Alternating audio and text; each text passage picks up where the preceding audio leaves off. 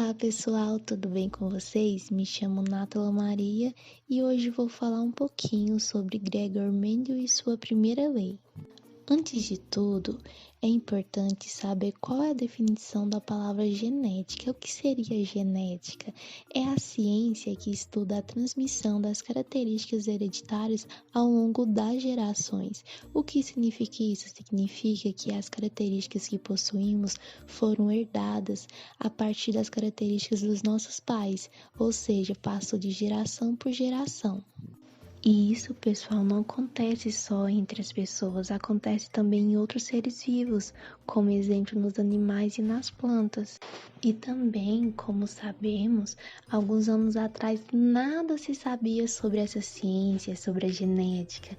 Não se sabia o que era DNA, não se sabia o que era RNA, síntese de proteínas, o que eram os cromossomos, o que era uma estrutura de material genético e também o que era divisão celular, como que era passada essas características de pais para os filhos. Então nada disso se sabia. E todo esse conhecimento, tudo o que sabemos hoje em dia, veio à tona para nós após o início dos estudos de Gregor Mendel. E por isso que ele é considerado até hoje como o pai da genética. E dessa forma é importante dizer um pouco sobre ele. Ele foi um monge austríaco que nasceu na Silésia no ano de 1822. Ele vinha de uma família simples e modesta, e naquela época, pessoal, a única opção que um jovem pobre que quisesse seguir a carreira científica e se tornar um pesquisador era o ingresso em um convento. E foi isso que Mendel fez. Ele entrou em um mosteiro, se tornou monge, e foi nesse mosteiro que ele conduziu todos os seus experimentos de cruzamentos, que teve como único objetivo avaliar a herança genética das ervilhas. E a partir disso, ele analisou cerca de 28.000 plantas, onde ele apresentou os resultados desses experimentos de cruzamentos nas ervilhas em um congresso de naturalistas.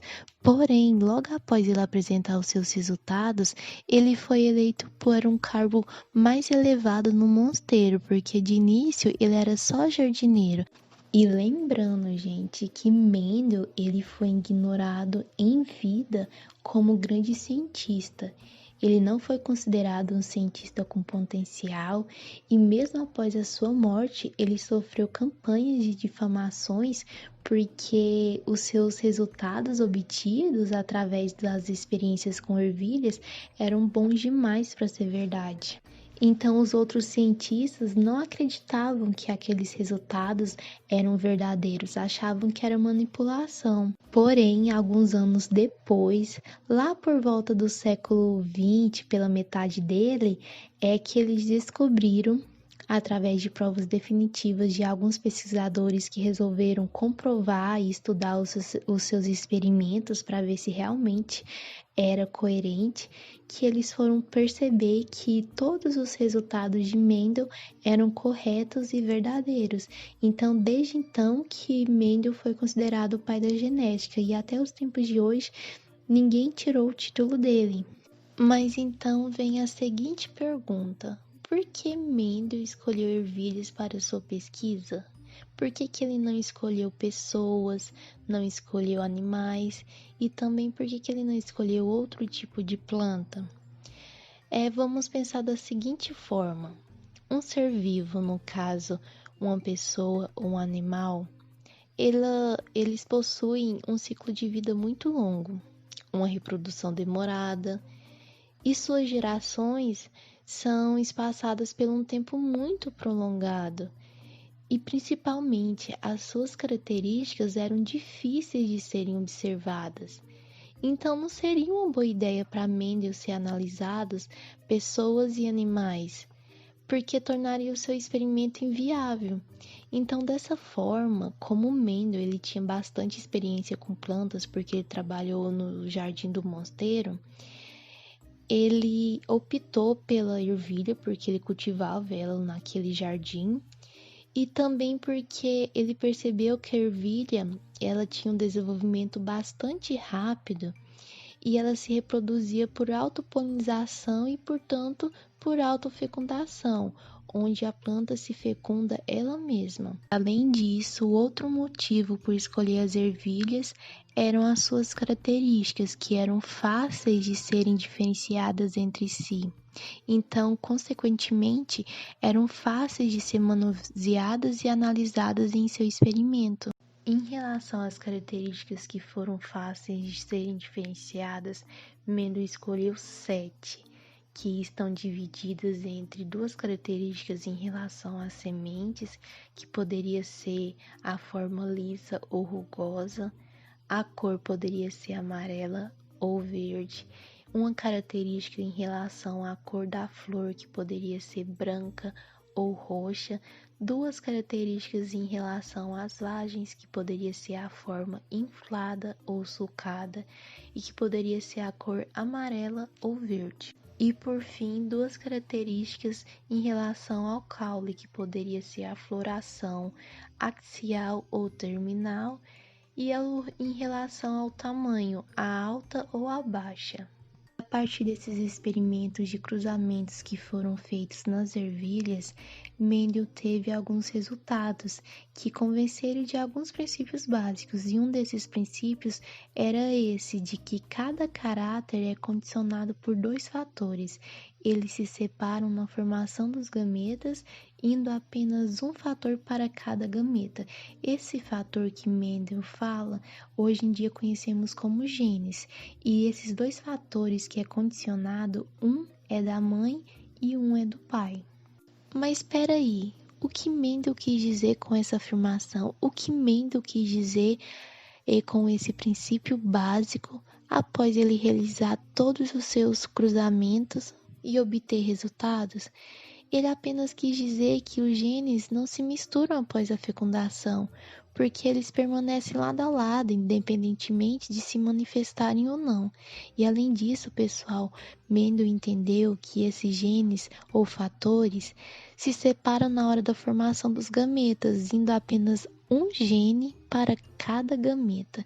E na fecundação, esses gametas se unem em um par de genes, onde cada característica é reconstituída. E essas conclusões que Mendel teve após realizar os seus resultados, mais tarde, por outros cientistas, por outros pesquisadores, foi transformada no enunciado Primeira Lei de Mendel, ou também como conhecida Lei da Segregação. Após ele realizar todos os seus experimentos de cruzamentos com as ervilhas, ele tentou montar um modelo teórico que fosse capaz de justificar todos os resultados obtidos, e ele fez as seguintes suposições. Deve haver na planta partículas ou fatores que foram responsáveis pela herança da cor da ervilha. No exemplo que eu mostro no slide, eu coloquei o exemplo da cor da ervilha, que poderia ser verde ou amarela. Então, cada planta poderia possuir dois desses fatores, e tendo recebido cada fator de cada um de seus pais. Por exemplo, eu recebi uma característica da minha mãe e eu recebi uma característica do meu pai. Eu recebi um genes de cada. Os fatores que Mendel fala são os genes. E vamos chamar esses genes, esses fatores, de Vzão para a cor verde e Vzinho para a cor amarela. E nesse modelo que Mendel montou, ele foi dividido entre 3 gerações. A primeira geração é a geração P, ou parental, onde só pode existir gerações parentais que são puras, ou seja, que são de alelos iguais, como Vzão e Vzinho, ou seja, pode ser homozigoto dominante ou homozigoto recessivo, que são alelos iguais que são dominantes ou recessivos. Dominantes são aqueles que suas características predominam em cima das cores recessivas. E a partir disso, vai acontecer uma reprodução, onde cada indivíduo vai transmitir apenas um de seus fatores para a célula sexual posteriormente, ou seja, a ervilha da cor verde vai transmitir apenas um gene, que é o Vzão, E a ervilha da cor amarela vai transmitir apenas os genes Vzinho. E assim, na geração F1, vai ficar constituído como Vzão, Vzinho. E por isso são chamados de híbridos, porque ao contrário dos seus pais, eles não são puros. E a partir dessa geração F1 ou geração filha que surgiu o híbrido Vzão Vzinho de cor de ervilha verde, ela vai se autofecundar. O que seria isso? Seria quando a mesma planta se autofecunda para se reproduzir. E quando acontece essa autofecundação, vai gerar dois fatores. E esses dois fatores vai gerar dois tipos de gametas, Vzão e Vzinho, onde pode ocorrer 4 tipos de encontros gaméticos, como podemos ver na geração F2, que ocorreu 4 tipos de possibilidades, onde ocorreu uma possibilidade de Vzão, que é o mozigoto dominante, como vimos na geração pura, na geração parental, perdão. Vai acontecer 2 encontros de Vzão Vzinho, que é igual da F1, heterozigoto, e vai acontecer o encontro Vzinho, o mozigoto recessivo. Portanto, quando acontece isso, percebemos que há 75% de possibilidade de nascerem ervilhas verdes ou 3 por 4. O que significa? Significa que dessas 4 possibilidades, 3 podem nascer verdes, e enquanto apenas 25% pode nascer ervilhas amarelas, ou 1/4, porque dessas 4 possibilidades, apenas uma pode nascer ervilhas amarelas. Mas não podemos descartar esses 25%, porque mesmo sendo minoria, pode acontecer de nascer as ervilhas amarelas. E esse modelo que Mendel criou, eu vou ensinar ele para vocês passo a passo no próximo slide, onde vamos fazer o cruzamento juntos. Bom, pessoal, para a gente fazer esse cruzamento que Mendel utilizou nos seus experimentos, eu estou propondo um cruzamento entre 2 variedades produtoras de ervilhas verdes e de ervilhas amarelas, onde são heterozigotas, ou seja, são Vzão Vzinho, Vzão Vzinho, ervilhas verdes Vzão e ervilhas amarelas Vzinho.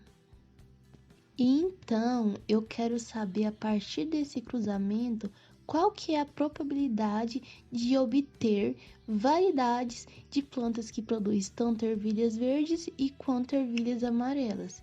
Então, para a gente fazer isso, precisamos fazer esse cálculo que eu vou mostrar para vocês.